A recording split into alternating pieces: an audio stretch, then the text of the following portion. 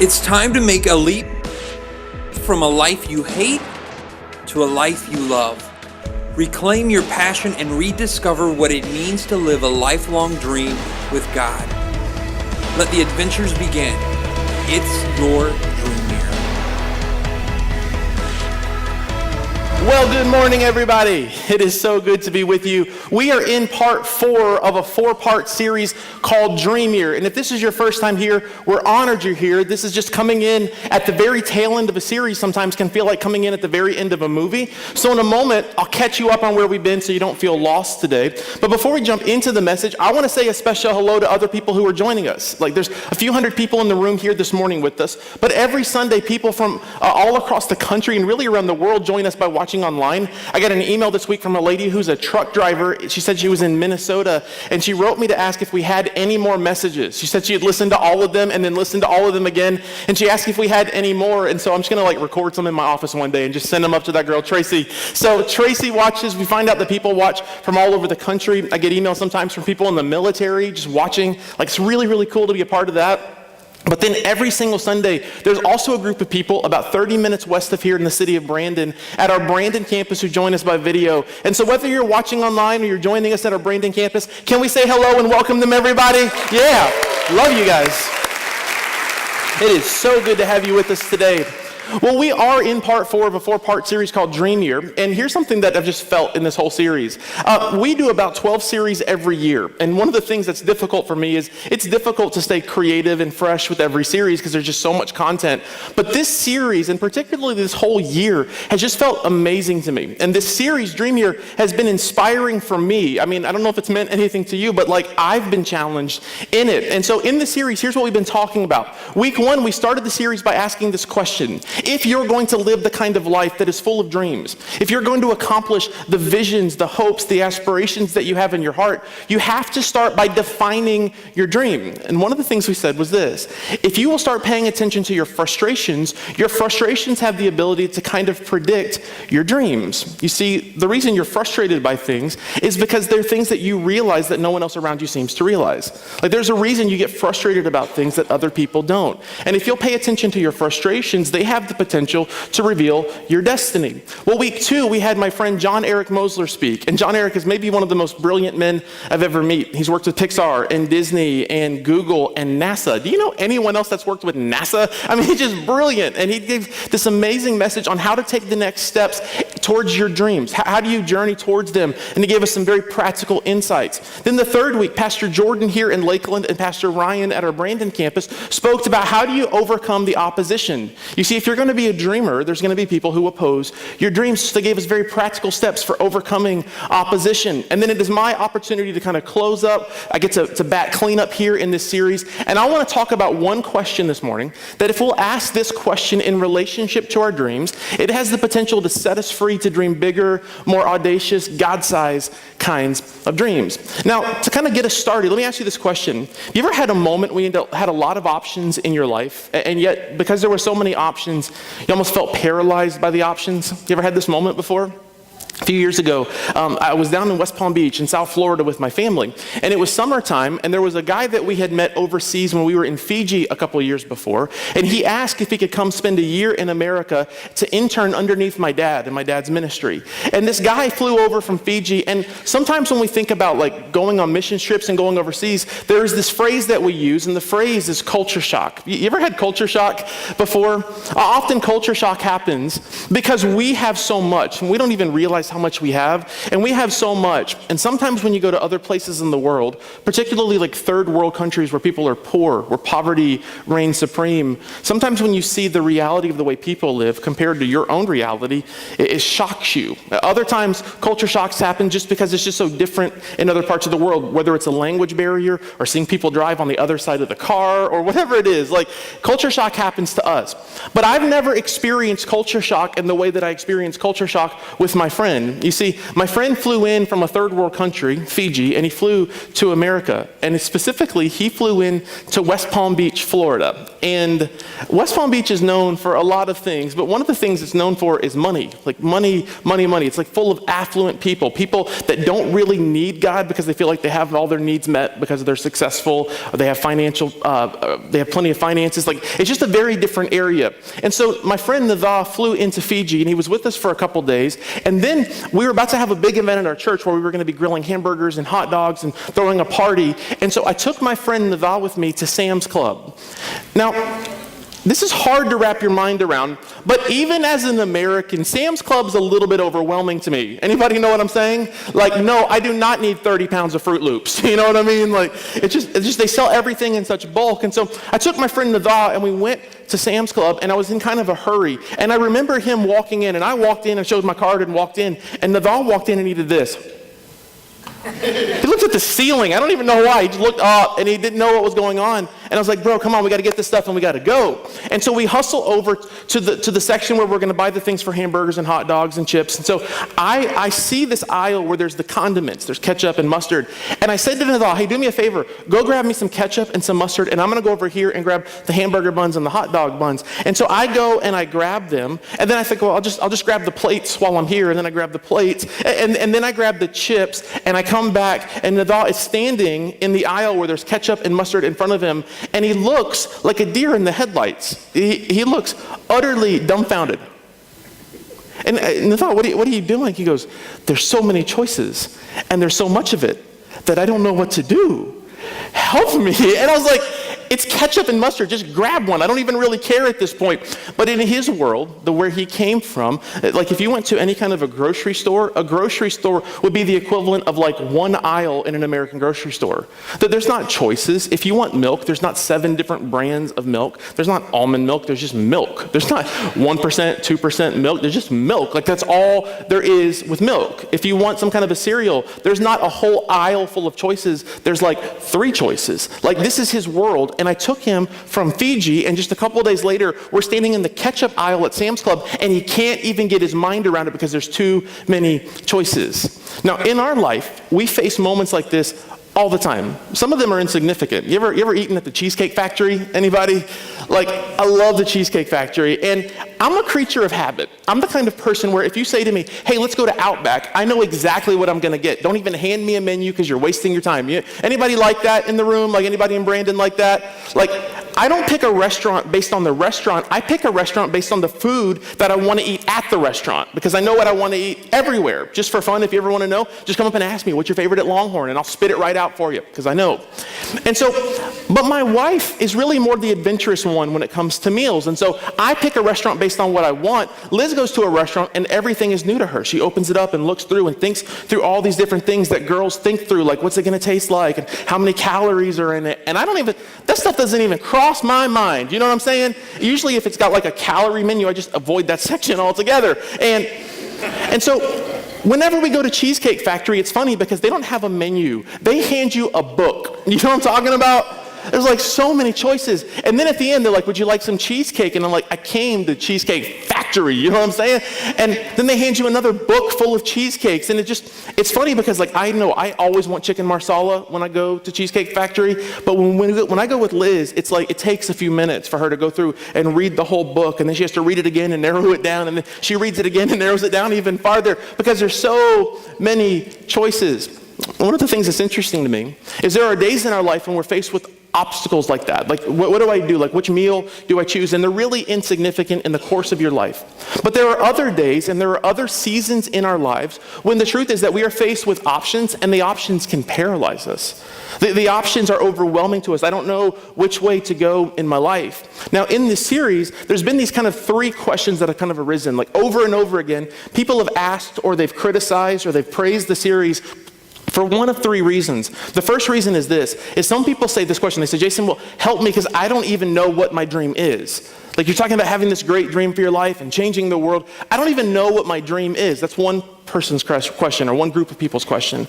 The next question that some people have asked is this: how do I dream again when I've stepped out and tried my dream and it hasn't worked? Like, what do I do when my dream has failed? The third question, the third group of people is kind of an interesting one. I had several people write me and say, Jason, I feel kind of lost in my life because I've set my dreams and I've gone out and I've accomplished all of my dreams, and I'm in my 30s or my 40s and I've already attained everything I dreamed to do, and now I'm stuck and I don't know what to do. At any one of these crossroads in life, it's interesting because we're presented with a whole set of options. And whether they're good options or bad options, whether they're options of like changing the world or just trying to figure out what your next step in life is, each one of these questions presents for us a crossroad of what am I going to do with my time? What am I going to invest my energy in? What am I going to pursue with my life? And what am I going to make my dream? And here's the interesting thing. The answer to all three of these questions, in my opinion, is actually the same. Now, in order for us to get there, one of the things we have to talk about is I want to go back to the story of Nehemiah. Now, in the story of Nehemiah, there's this interesting thing that has happened. If you remember the story in chapter 1, which we started on week 1, we meet this guy named Nehemiah. And Nehemiah is this interesting person. He is a cupbearer to the king, which means he is a slave. The Jewish people were slaves to the Babylonian Empire. And he was the slave to the king, but he had risen to a certain level of prominence. He was a cupbearer, which means he got to taste all the food before the king would taste it to make sure it wasn't poisoned. So it was both scary and awesome at the exact same time. And this was his life. And there's this moment in chapter 1 where he's just doing his job, and some friends and his brother come back from the city of Jerusalem, which was about 800 miles away from the city of Susa where he was. And they come back from Jerusalem and he asks them, so tell me about your trip. Tell me what's going on. What's going on in the city of Jerusalem? And they're like, oh, haven't you heard? Jerusalem was destroyed. It was leveled. And he said this, they said, and the gates of the city lie in rubbles. They have been burned by fire. And instantly something happens in Nehemiah's heart. Instantly a vision for his life is birthed. And in this moment, he begins to realize that that is a disgrace. And these guys who were there, they saw it and they commented on it, but it didn't burn in their heart. It didn't matter to them, but it mattered to Nehemiah. And this frustration, this holy, sacred frustration arose in his heart. And he realized that is not acceptable. The city of Jerusalem, it's not just a city, but it represents our God. It cannot lie in ruins because the message it sends to everyone else is that our God is weak and powerless, when the truth is he is all powerful and he's mighty, and this city should represent that. And something breaks in his heart. And when it breaks in his heart, he realizes that something has to be done. And here's something you need to understand. When you realize that there is something in the world that needs to be done, and you realize that you are a person capable of doing it, you have discovered and landed upon your dream. And Nehemiah realizes the walls of the city are torn down and he has to do something. But he reaches this moment where a lot of people fail. A lot of people have these moments in their life where they have a dream, where they see a need, where they have an opportunity to do something, but they never actually do the work. And so here's what happens. A lot of people, unfortunately, get into a really negative cycle in their life. So what happens instead of dreaming and trying and risking and succeeding and trying some more and risking some more and trying again and succeeding some more and risking some more, instead of getting in a positive cycle, they get in a negative cycle. They see a need. They get paralyzed by fear. There's too many choices in front of them. And so instead of pursuing their dream, they stop and sit on their hands. They watch as other people do things that make them envious. They get jealous. They get angry. They get bitter. And what tends to happen over time is people who never pursue their dreams, they begin to get hopeless. Now, in the Bible, there is a direct connection between our hopes and our dreams. In fact, in the book of Proverbs chapter 13, Solomon, who is the wisest person to ever live, said this. He says, hope deferred makes the heart sick. Hope deferred makes the heart sick, but a dream fulfilled is a tree of life. Solomon, the wisest man to ever live, connected the dots between hope and life. Hope and dreams, hope and life. And what Solomon says is this, is if you're going to live a life that's fulfilled, if you're going to look back across the span of your years at the end of your life and feel like you did something with your life that mattered, if you're going to look back and feel like that's how you live a life, you have to have hope in your life. And so many people sacrifice hope because they're not willing to risk. So Nehemiah has this moment. He has this opportunity where he thinks to himself, like, the walls of the city are destroyed, but I have to do something. And so what Nehemiah begins to do is he begins to work on it, and he prays for an opportunity. He works on it, and then he prays for an opportunity. Let me say it one more time. He works on his dream, and he asks God to provide an opportunity. And then we find in chapter 2, 4 months have gone by. 4 months of sleepless nights, 4 months of working when no one could see, 4 months in what I call the laboratory of obscurity, 4 months of working when he had no critics because nobody even knew what he was doing. He worked on his dream. And then in chapter 2, there's this awesome verse where he goes before the king and the king says, Nehemiah, what's wrong with you? Like, why are you sad? And he said, I've never been sad in the king's presence before. And then the king says to Nehemiah, what is it you want? And he has this moment, and I love this. Before he goes into his dream, he says, it's almost like watching a play where the character speaks off stage. He says, I was afraid. Fear is a part of the human story, and fear is a part of every dream. But fear has the same way of paralyzing that options do. Like if you have many options, options can paralyze you. Fear in the same way can paralyze you and stop you from dreaming. So he's this moment where he's attacked by fear, but the truth about fear is this. Fear has this way of taking up space in your mind rent-free. It has this way of crowding out your dreams and kind of causing you to focus only on the possibilities that could happen, the worst case scenarios. But what I love about Nehemiah is he experiences fear. So if you're a dreamer and you experience fear, you need to know that fear is real. It's a reality. But he experiences fear, but he allows his courage to overtake his fear. One of the things that happens to so many Christians, unfortunately, is we compare our behind the scenes to other heroes' highlight reels. We compare our behind the scenes, all the hard work, all the trying, all the failing, all the risk, all the rewards, but also all the times that we failed. We compare all of that to the success stories we see in other people. And so Nehemiah has this moment with God where he says, God, I'm asking you for an opportunity. He has the opportunity presented to him and he's afraid. And if you feel fear and it's caused you to stop, you need to understand that you have the potential in these moments to overcome fear, to lean into God and trust him and to step into these moments. So he steps into the moment and he says to the king, King, here's what's on my heart. The city walls of Jerusalem are torn down and it's devastating to me. And it's a disgrace to my God. And something has to be done about it. The king gives him his blessing. He asks some questions, which is really important. Like if you're going to have a dream, you have to be able to clarify it. You have to be able to answer questions about it. You can't just have this fuzzy, vague dream. That's why you got to work on it. And so he says to the king, here's what I need. I need this many men. I need this much lumber. I need crews of workers to go with me to Jerusalem. It's going to cost this much. It's going to take this long. And the king gives him his blessing and he goes. Well, then last week we talked about on his way, he has these haters show up. He has these critics show up. And I want to talk to you about critics for just a moment. When you are a dreamer, you will always have people in your life who aren't as talented as you, who don't see the need the same way that you do, or who maybe are cynical because they've stepped out and tried and had it backfire on them. You will always have cynical people tell you all the reasons you can't do it. And I just want to tell you this. You plus God is an unstoppable force. Like your dreams entrusted into the hands of the all-powerful one can do anything. Like you can change the world. And there is this brilliant theologian. Her name is Taylor Swift. And she said this. She said, and I think I get this right. She said, because the hater's gonna hate, right? You will have haters in your life that are going to attack you. They're going to tell you all the reasons you cannot succeed. And yet what you have to understand is this. Every person who's ever achieved anything in their life of significance had lots and lots of haters. The question becomes, whose voice do you listen to in these moments?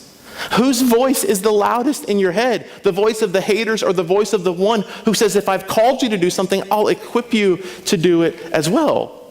So Nehemiah is on his way towards the city of Jerusalem and he starts rebuilding the wall, and that's where we pick up today. If you have your Bibles, I'm going to invite you to Nehemiah chapter 6. Nehemiah chapter 6, and we're just going to start with verse 1. It says this.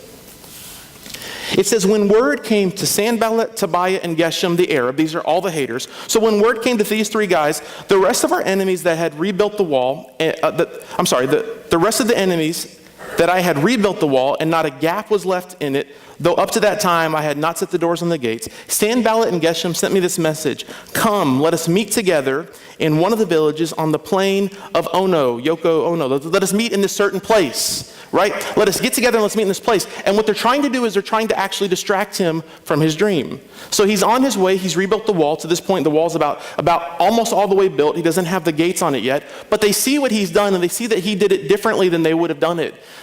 Nehemiah says this. He says, when they saw that I built the wall and there wasn't a gap left in it, they begin to realize there's something different about his approach. This guy does things that are on his heart and he does them with excellence. So one of the things you're going to have as you pursue your dream is you're going to have haters and you're going to have distractions.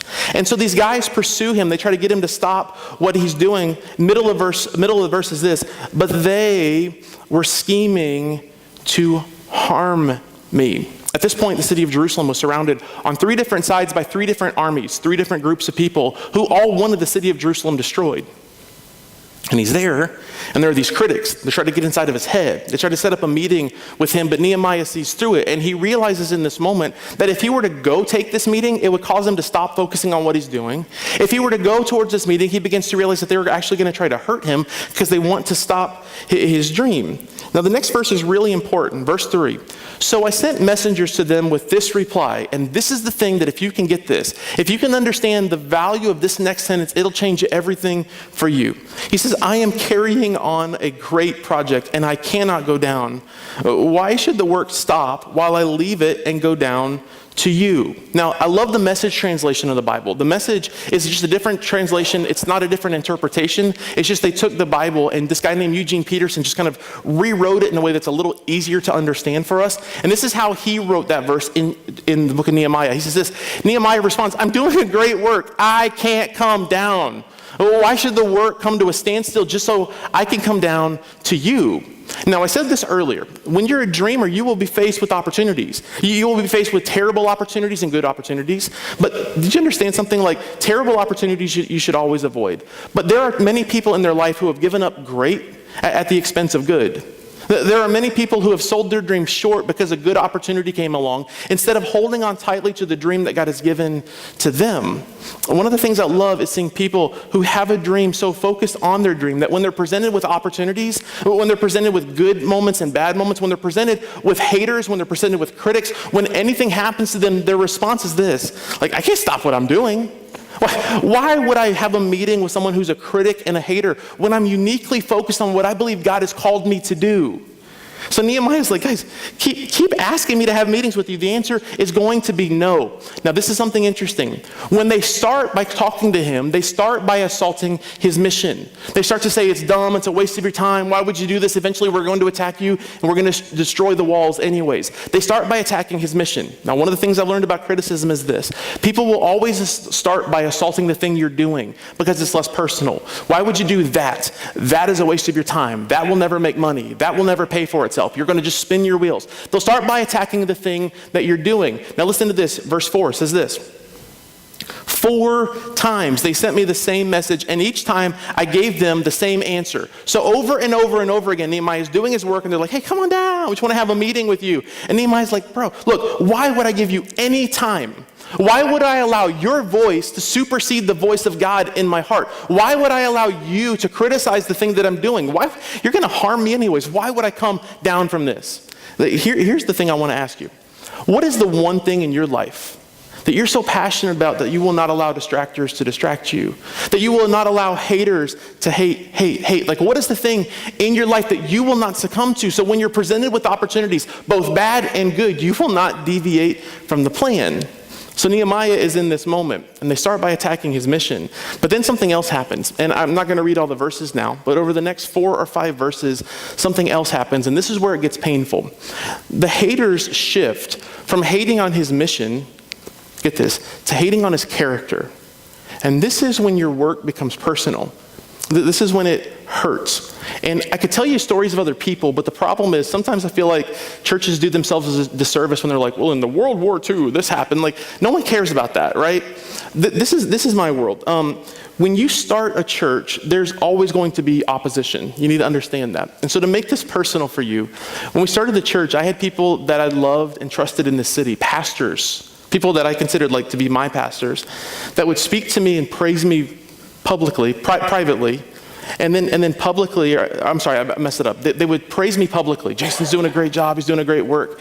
Then I would hear from other friends that privately he was stabbing me in my back, attacking my character, attacking the things like the motivation in my heart. I'll never forget this. Like, one of the things that's difficult about being a pastor is this, is you invest your lives in people, you want to serve them, you want to bless them. I mean, I've done weddings for people, and then they came to our church, I premarital counseled with them, and then weeks after their wedding, weeks after I did the service that just got them married, they leave our church and just decide to go somewhere else. Like, you invest in them and they unplug from you. And I don't want to go into all this, but the truth is that there are times when we tend to treat church like a restaurant. You ever gone to a restaurant and you order a steak or a piece of chicken and it comes out burned and you're just mad about it, so you get on Twitter and you just blow it up. I can't believe they burned my steak, idiots, Like, we do that. And we tend to treat church the same way. One of the things that's difficult is there are people who will treat your dream, the thing that you care so passionately about, and they objectify it. They just treat it like you would treat a restaurant. And there was this season in my life when we had gotten this church. It was kind of up and going, and creating a church is kind of like having a baby. You have a baby and it starts at some kind of birth weight, and then naturally it shrinks a little bit because people will come check you out, but then they won't really attach themselves and dig in with you. And so people came and then people left, and so the baby decreases in size. Then it starts to grow, and over time as it grows, it gets strength. And as the baby gets strength, it stands up on its own. Eventually it begins to walk, and eventually it begins to run, and eventually it begins to take off, and it begins to grow. Well, when a baby gets to be a certain age, when they start walking, eventually they fall, and eventually they cut themselves, and they scrape their knees, and things happen. And I remember in that kind of toddler phase in our church as we were getting going, had a couple things happen where I didn't just scrape my knees. I felt like someone rolled a grenade underneath me and let it go. And there was one time in particular where I got a call from a guy in our church who I loved, and he's a great guy. I still love this guy. And at this season of our church, this guy represented a huge percentage of our church giving. He gave so much money at that season in our church, and he asked me to go to dinner with him, and that was fine. And he sat me down and he pulled out a notepad of paper. That's never a good start to a meeting. And he says to me, "Jason, there's a few things I want to talk to you about." Okay, fine. He's older than me, He goes into this list of some concerns that he has about the church. Some of them I actually agreed with. Like, we were just trying to figure out who we were. And then it shifted right in the middle of the conversation to a personal attack. It shifted to, why are we doing this? That's a fine question to ask. And then it shifted to, I don't trust you, your motivations aren't right. And he started attacking my character. And it was me, and there was this other guy on our staff, and we went together to this meeting. And he said his piece, he wrapped up his notebook, finished his meal, and left, and I carried that. And I went home so beaten, so abused, so broken. I don't cry about anything, and I cried myself to sleep that night, so hurting, so ashamed, so full of questions. And there are going to be these moments in your life when you are like Nehemiah. And you find yourself standing on a wall, and you find yourself doing the dream that God has for you, and someone's going to attack you, and they'll attack what you're doing. That wall is stupid. Your dream is stupid. Fine, attack the mission anytime you want. But then it gets personal, and when it gets personal, you have a choice. Do I stand up in the moment and listen to the voice of a hater, or do I pursue the dream that God has given me with everything in my heart? You see, the truth is, in the moment for me, I had this opportunity where I could have kind of succumbed to this guy and just thrown myself at his feet and tried to pursue him because he kept giving such a large amount of money. Or I could just say, listen, I love you, I disagree with you, and you really can't treat a person like that. And he walked, let me tell you something, he walked and it devastated me. And then I had a leader in my life, someone who I respect so much, say this. He said, Jason, if you will stand strong in the mission that God has had for you, if you will allow him to not assault your character, and you just stand up, don't talk trash about him, just stand up, watch what God will do. He said this to me. He said, God will replace him tenfold. Now, I'm not into, this wasn't like a prophecy. He just said, this is what's going to happen. That summer, this is interesting. That summer, the summer, he left right before summer. That summer, our giving literally increased over the summer. In a season when churches tend to diminish because it's summer, our giving increased literally. The guy gave about $1,000 a month. The giving increased over $10,000 a month over the summer. You see, there's going to be moments in your life that you have to understand. There's going to be moments in your life when you have this opportunity. You are faced with this decision of, do I pursue the dream God has for me, or do I succumb to pressure? Do I pursue the dream that God has for me, or do I lay my dreams down at the altar of someone else with an opinion? And Nehemiah is up there and he's like, why would I come down from this mission? I don't care if you assault my mission. I don't care if you assault my character. This is the plan that God has for me, and I'm going to pursue it with everything that I have. Then skip down to verse 9. Here's what happens. It says this. All these haters, were all trying to frighten us, thinking their hands will get too weak for the work and it will not be completed. What they were trying to do is they were trying to get in his head and to cause him to fear. Because what they know is this: if I can get you to fear, I can get you to stop. If I can get you to fear, I can get you to quit. If I can get you to fear, I can get you to sacrifice your dreams. And so here's what happens in these moments of fear. In the moments of fear, we tend to pray these prayers that are quite self-centered. We tend to pray, God, please bless me. Please help me. God, please meet my needs. And can you do it ASAP? God, can you help me? But can you help me right here in this moment and right now? And we pray these prayers and we ask God to intervene in these moments. But the problem is there are times when we pray and we ask God to intervene right away. And God isn't looking for an ASAP kind of prayer. And God's looking for a prayer of courage, which is ALAT. Not ASAP. ASAP is as soon as possible. ALAT is I'm going to pray as long as it takes. I'm going to pray and I'm going to work. I'm going to pray and I'm going to work. And I'm going to weather the difficult seasons, and I'm going to stand up to the haters and the critics, but I'm going to do what God has called me to do, and it doesn't matter if it takes me 1 month or 1 year or 1 decade or 1 lifetime. I'm going to pursue the dreams that God has for me. Skip down to verse 15. I love this next verse. So the wall was completed on the 25th of Elul. That was a month. That's like somewhere between August and September, in 52 days. Now, many people give up on their dream too early in the dream process. Think back across the span of Nehemiah's life. He had a dream. It took 4 months to get before the king. He gets before the king. The king says yes. It took him months to get ready. He gets ready. It's an 800-mile trek to Jerusalem. That took a long time. That's plenty of time for the voices in your head to remind you that you're crazy. He gets there. He goes to work for 52 days. That's a long time to work on it. He works, and he has haters in his head the whole time, and he pursues it, and he actually completes the dream. Verse 16. When all of our enemies heard about this, listen to this, I love this.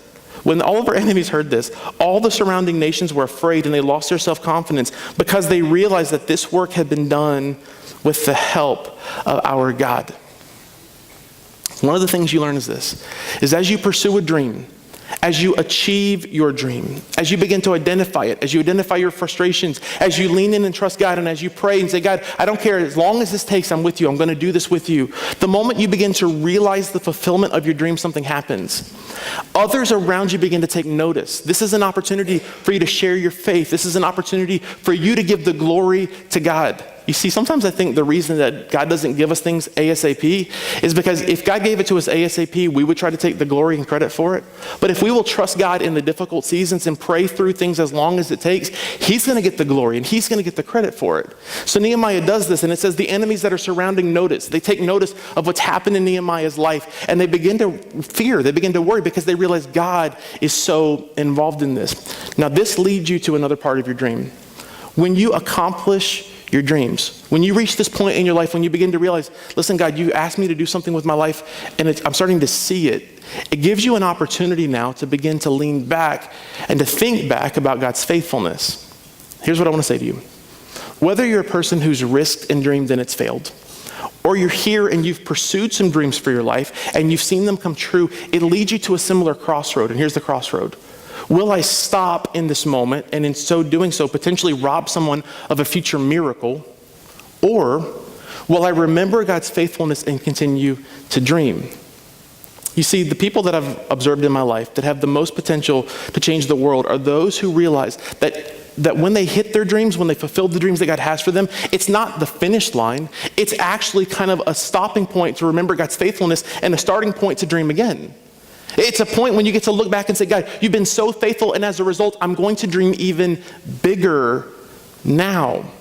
Neuroscientists have done these amazing studies on the brain, and the human brain fascinates me for so many reasons. But one of the things about the brain that I've learned recently is this.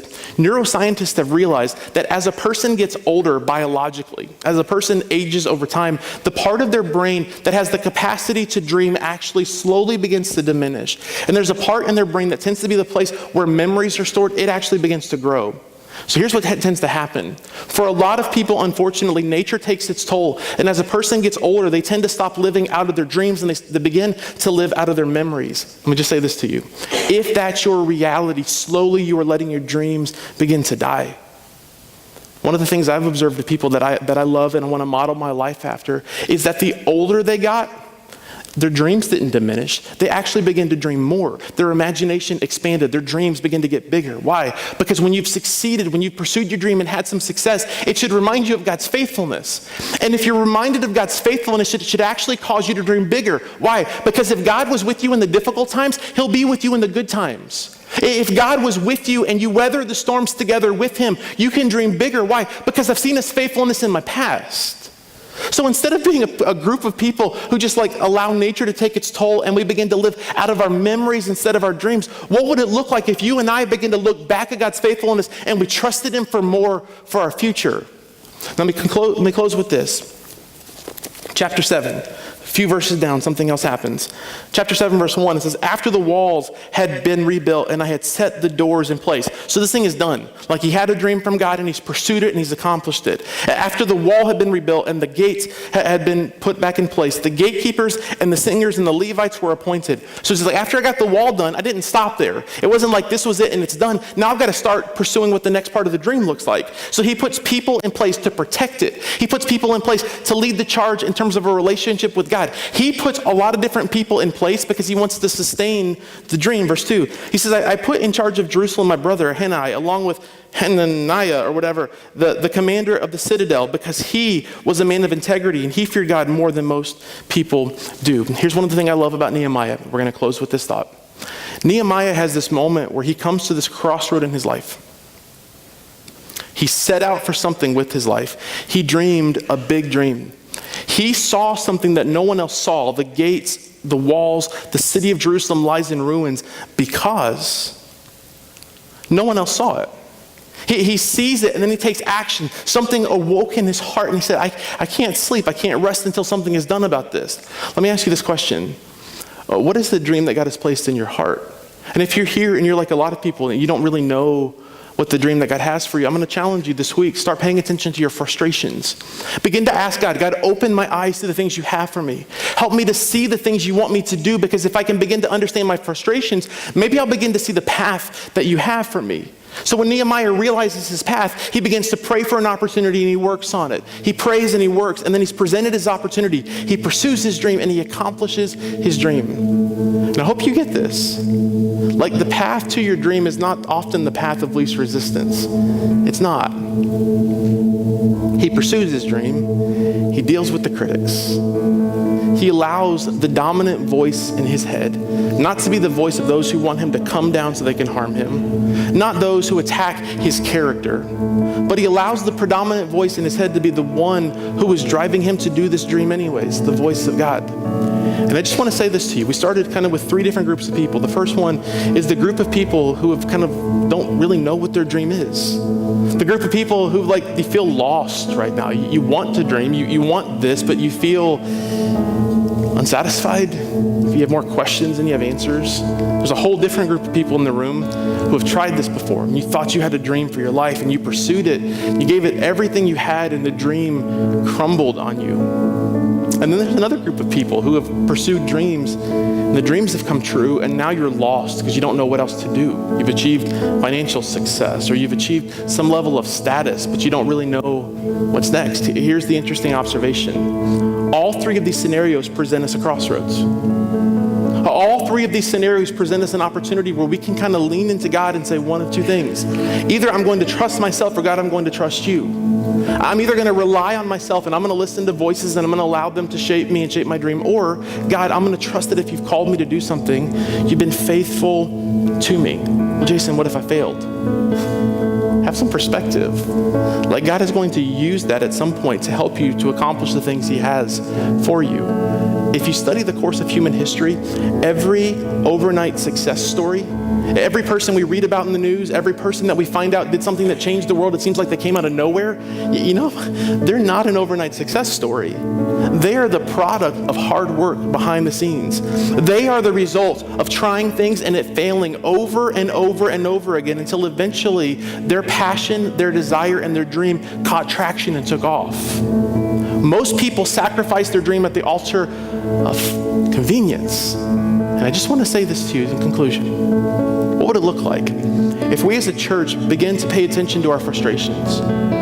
We begin to say that, God, we're only going to listen to you. We'll get wisdom from the counsel of people who are wise, but we're not going to let the voices of haters and critics stop us from pursuing our dreams. And when all is said and when all is done, If you choose to allow us to accomplish the dream, to rebuild the figurative walls of our dream, if you allow that for us, we're not going to stop dreaming, but we're going to lean into your faithfulness. We're going to remember what you've done for us, and we're going to dream even bigger. And instead of living out of our memory, we're going to let it live out of our imagination and out of our dreams. What would happen to you if when you looked at your dreams and when you looked at your potential and you looked at your future, you begin to say, God, you've been so faithful to me this whole time.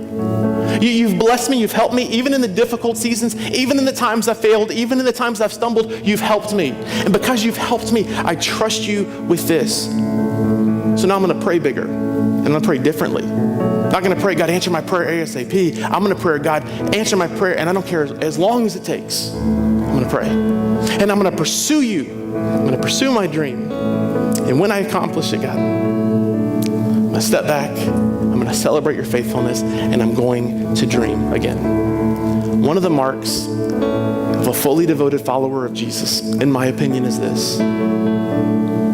Are you continuing to dream bigger dreams?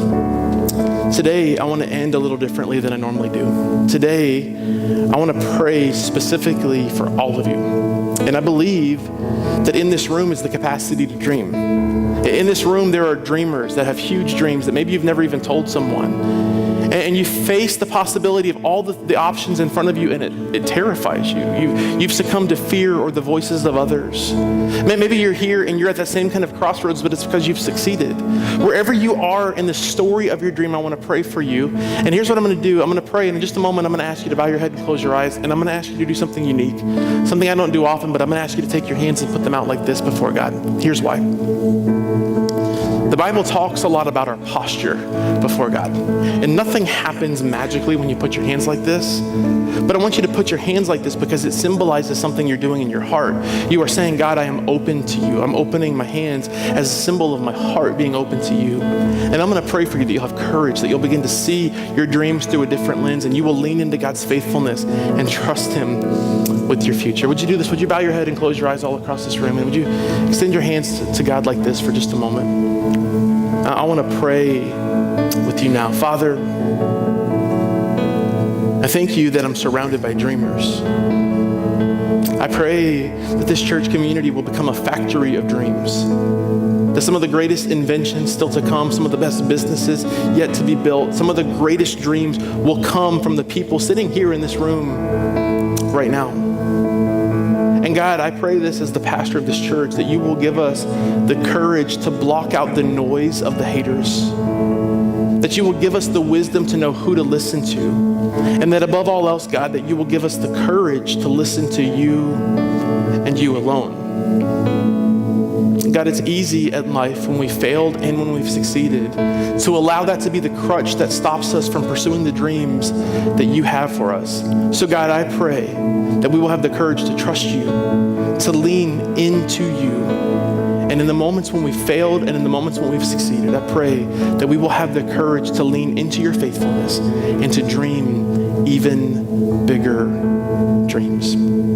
God, in the moments when we're tempted to pursue things that are just distractions, help us to have the courage of Nehemiah to say, I cannot come down. Why would I waste my time on something that doesn't pursue the life you've called me for?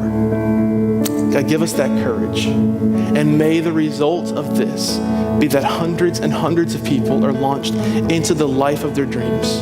Hope deferred makes the heart sick. May we never lose hope, but may we experience what Solomon said in Proverbs. The hope deferred does make the heart sick, but a fulfilled dream is a tree of life. May we experience that kind of life, God. In Jesus' name.